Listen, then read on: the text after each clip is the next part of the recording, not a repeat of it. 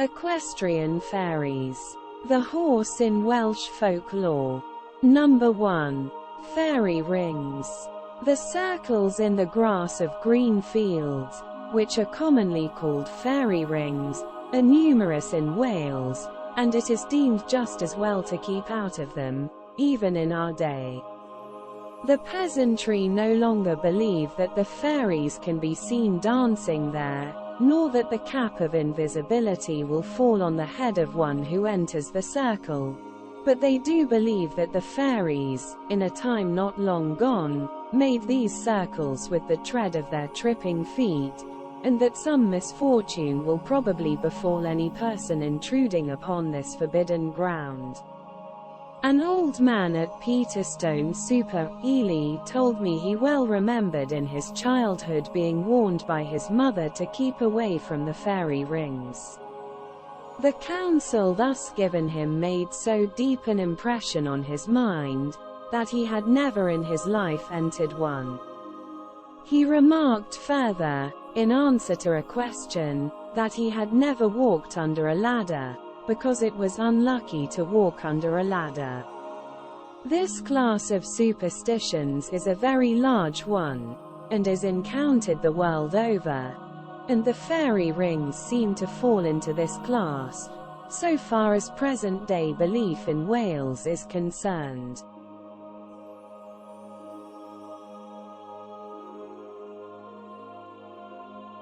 Number 2.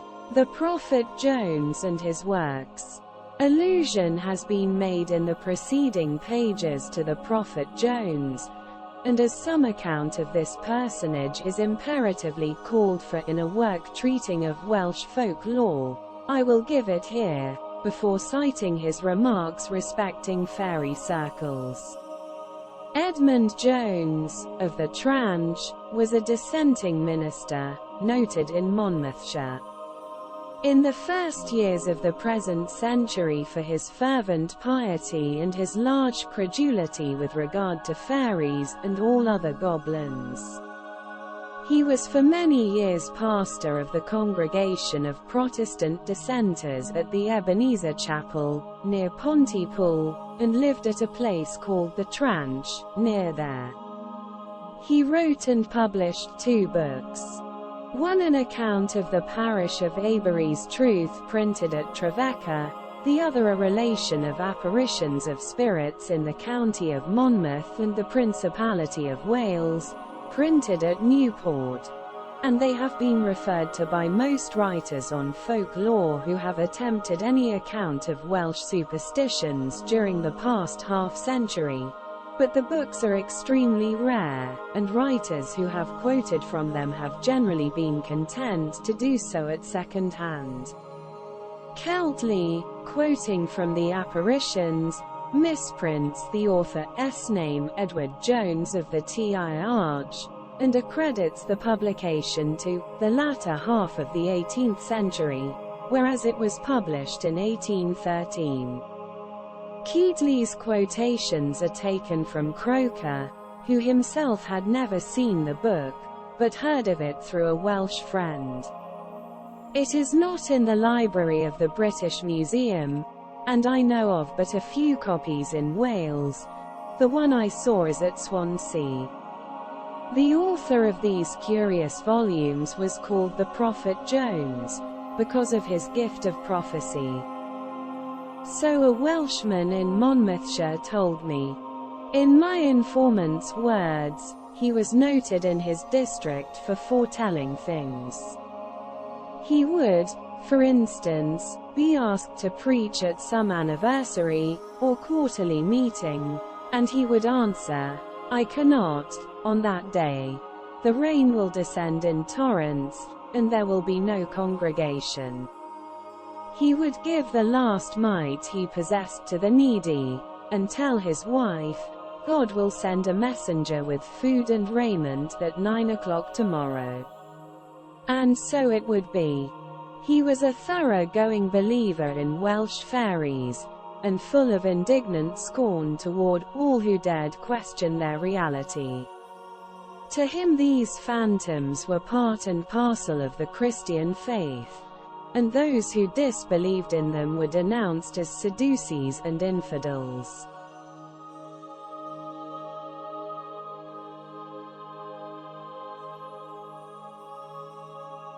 Number 3. The mysterious language of the Tylwyth Teg. With regard to the fairy rings, Jones held that the Bible alludes to them. Matthew 12:43, the fairies dance in circles in dry places, and the scripture saith that the walk of evil spirits is in dry places. They favor the oak tree, and the female oak especially, partly because of its more wide-spreading branches and deeper shade, partly because of the superstitious use made of it beyond other trees, in the days of the Druids. Formerly, it was dangerous to cut down a female oak in a fair dry place. Some were said to lose their lives by it, by a strange aching pain which admitted of no remedy, as one of my ancestors did. But now that men have more knowledge and faith, this effect follows not. William Jenkins was for a long time the schoolmaster at Trefethin Church, in Monmouthshire, and coming home late in the evening, as he usually did, he often saw the fairies under an oak within 2 or 3 fields from the church. He saw them more often on Friday evenings than any other. At one time he went to examine the ground about this oak, and there he found the reddish circle wherein the fairies danced, such as have often been seen under the female oak, called Brenhin Bren. They appeared more often to an uneven number of persons, as 1, 3, 5, etc., and oftener to men than to women. Thomas William Edmund, of Havodarvel, an honest pious man, who often saw them, declared that they appeared with one bigger than the rest going before them in the company. They were also heard talking together in a noisy, jabbering way, but no one could distinguish the words. They seemed, however, to be a very disputatious race, insomuch, indeed, that there was a proverb in some parts of Wales to this effect: Ni chitanant hu I may na bendeth you mamai, they will no more agree than the fairies.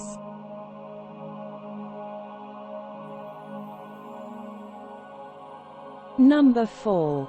The horse in Welsh folklore. This observation respecting the mysterious language used by fairies recalls again the medieval story of Elidurus. The example of fairy words there given by Giraldus is thought by the learned rector of Llanarmon to be a mixture of Irish and Welsh. The letter U, with which each of the words begins, is, probably, no more than the representative of an indistinct sound like the E mute of the French, and which those whose language and manners are vulgar often prefix to words indifferently. If, then, they be read Dor Dorum, and Halgine Dorum, Dor and Halgine are nearly duer, or, as it is pronounced, Dor, and Halen, the Welsh words for water and salt respectively. Dorum therefore is equivalent to give me, and the Irish expression for give me is Thorum, the Welsh Diro I me. The order of the words, however, is reversed. The order should be Thorum Dor, and Thorum Halen in Irish, and in Welsh Diro I me Dadua, and Diro I me Halen, but was, perhaps, reversed intentionally by the narrator, to make his tale the more marvelous. Number 5. Equestrian Fairies. The horse plays a very active part in Welsh fairy tales. Not only does his skeleton serve for Mary Lwyds and the like, but his spirit flits. The Welsh fairies seem very fond of going horseback. An old woman in the Vale of Neath told Mrs. Williams, who told Thomas Keatley, that she had seen fairies to the number of hundreds, mounted on little white horses, not bigger than dogs, and riding four abreast. This was about dusk, and the fairy equestrians passed quite close to her, in fact less than a quarter of a mile away. Another old woman asserted that her father had often seen the fairies riding in the air on little white horses, but he never saw them come to the ground. He heard their music sounding in the air as they galloped by. There is a tradition among the Glamorgan peasantry of a fairy battle fought on the mountain between Merthyr and Aberdare, in which the pygmy combatants were on horseback. There appeared to be two armies, one of which was mounted on milk-white steeds, and the other on horses of jet black. They rode at each other with the utmost fury, and their swords could be seen flashing in the air like so many penknife blades. The army on the white horses won the day, and drove the black-mounted force from the field. The whole scene then disappeared in a light mist.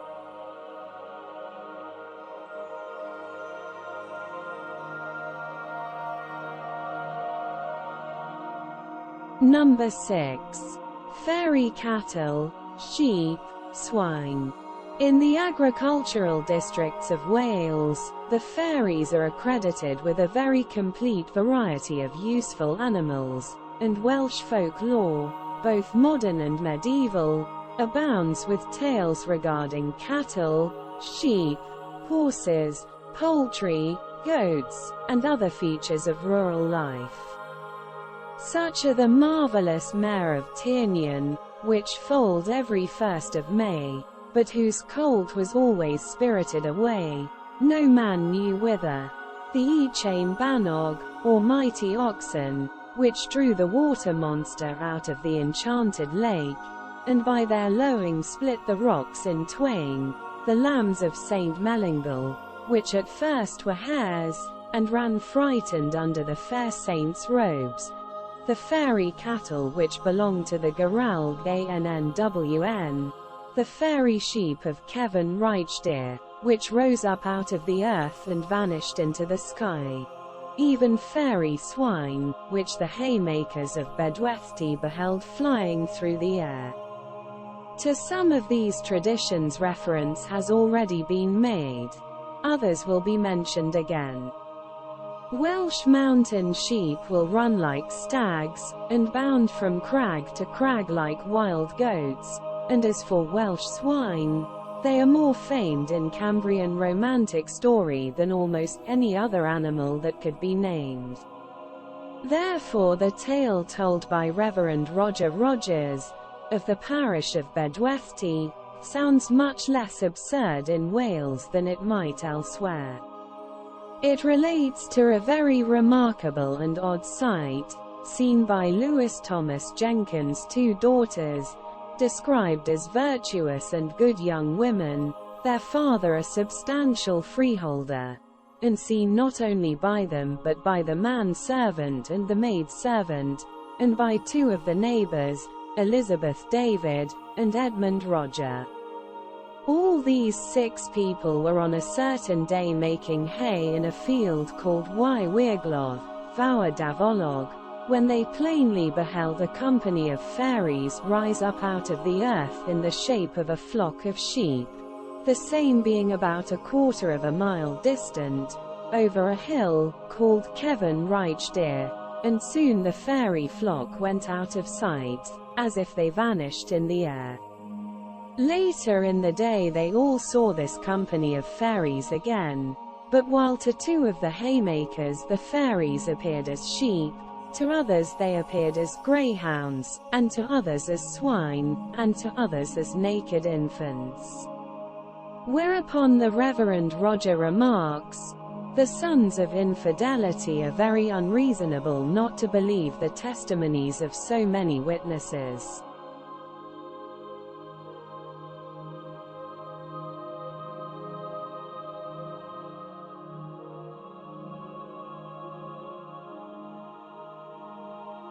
Number 7.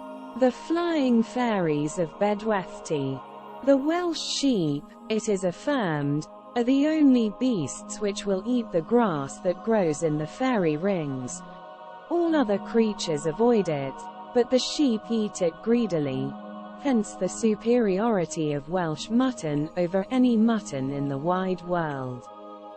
The prophet Jones tells of the sheepfold of the fairies, which he himself saw, a circumstance to be accorded due weight, the judicious reader will at once perceive, because as a habit Mr. Jones was not specially given to seeing goblins on his own account. He believes in them with all his heart, but it is usually a friend or acquaintance who has seen them. In this instance, therefore, the exception is to be noted sharply. He thus tells the tale. If any think I am too credulous in these relations, and speak of things of which I myself have had no experience, I must let them know they are mistaken. For when a very young boy, going with my aunt, early in the morning, but after sun rising, from Havodarvel towards my father's house at Penwicloen, at the end of the upper field of Cae'r, I saw the canis of a sheepfold, with the door towards the south. And within the fold a company of many people, some sitting down, and some going in, and coming out, bowing their heads as they passed under the branch over the door. I well remember the resemblance among them of a fair woman with a high crown hat and a red jacket, who made a better appearance than the rest, and whom I think they seemed to honor. I still have a pretty clear idea of her white face and well-formed countenance. The men wore white cravats. I wondered at my aunt, going before me, that she did not look towards them, and we going so near them. As for me, I was loath to speak until I passed them some way, and then told my aunt what I had seen, at which she wondered, and said I dreamed. There was no fold in that place. There is indeed the ruins of some small edifice in that place, most likely a fold, but so old that the stones are swallowed up, and almost wholly crusted over with earth and grass. This tale has long been deemed a poser by the believers in Cambrian phantoms, but there is something to be said on the side of doubt. Conceding that the Reverend Edmund Jones, the dissenting minister, was an honest gentleman who meant to tell truth, it is still possible that Master Neddy Jones, the lad, could draw a long bow like another boy, and that having seen, possibly, some gypsy group, or possibly nothing whatever, he embellished his tale to excite wonderment, as boys do. Telling a fictitious tale so often that one at last comes to believe it oneself, is a well-known mental phenomenon.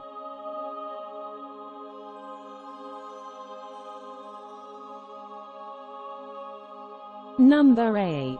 The Fairy Sheepfold at Cae'r. The only other instance given by the prophet Jones is from the depths of his own personal experience, is more vague in its particulars than the preceding, and happened when he had presumably grown to years of discretion. He was led astray, it appears, by the old woman of the mountain, on Llanhiddel Bryn, near Pontypool, an eminence with which he was perfectly well acquainted, and which is no more than 1.5 miles long and about half a mile broad. But as a result of his going astray, he came to a house where he had never been before, and being deeply moved by his uncanny experience, offered to go to prayer, which they admitted. I was then about 23 years of age and had begun to preach the everlasting gospel. They seemed to admire that a person so young should be so warmly disposed. Few young men of my age being religious in this country then. Much good came into this house and still continues in it. So the old hag got nothing by leading me astray that time.